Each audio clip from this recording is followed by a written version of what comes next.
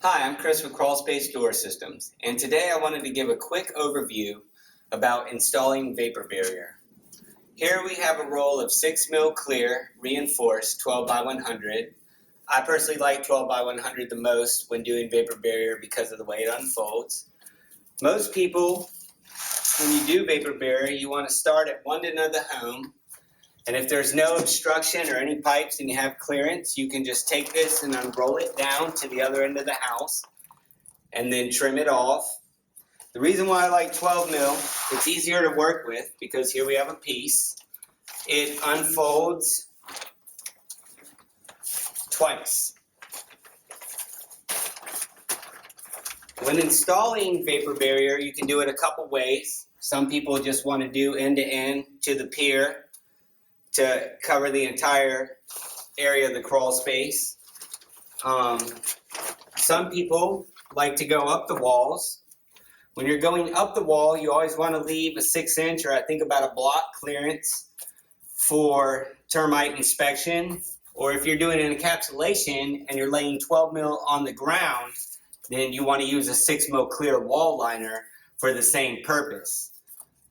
When installing it on the wall, a lot of people use butyl tape. This is a double-sided rubber sticky tape that you literally can install on the brick or the block. This is wonderful stuff. It's originally used for roofing, and then people started using it in the crawl space. I do advise when you're doing it, pick your area and unroll it as you go, and then take the other side off. Once you have that installed on the wall, then you can take your wall liner or your 6mm clear, and that way you can get it attached. And the reason why you also want to do a wall liner is a lot of the times the grade outside the home is higher than the grade inside the crawl space, and when it rains, you see a lot of water seeping out. So if you have your wall liner attached to your 6mm or your 12mm, it's going to avoid that water from getting on top of the vapor barrier.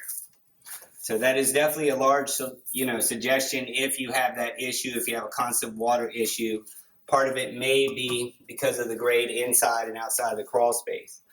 Once you have this done, you want to take it to the extra step. You can use Christmas tree stakes with a drill or a hammer drill with a 1/4-inch masonry bit. I prefer Bosch bits. The tips last a lot longer than any other bit I've ever used. You can drill in, and then you would just tap this Christmas tree stake in with a rubber mallet. You want to do this every 3 feet or so, and that gives a nice install. Now down here, once you've got your wall liner up over, again, your 12mm or your 6mm clear, if you really want to do a nice seal, or if you're doing an encapsulation, you can use poly tape. This is actually a PVC tape designed for the crawl spaces. You never want to use duct tape. Over time, it's going to deteriorate. You definitely want to spend the extra money on the PVC tape. And all you do is once you've got everything done, you'll go along and tape up the seams. Again, you always want to start and unroll. So basically, when you're installing vapor barrier, you want to have a few tools. I personally like a pair of Fiskars scissors, a utility knife. Some people like to use carpet knives, a rubber mallet, again, if you're doing the wall liner and the Christmas tree stakes. Some people like to use a Hilti gun for this instead of drilling. You can also use a Hilti gun and then put the Christmas tree stakes in, or use a Hilti gun with the adapter they make for it. If you have any questions, please feel free to call me directly or visit our website at crawlspacedoors.com. Thank you very much and have a great day.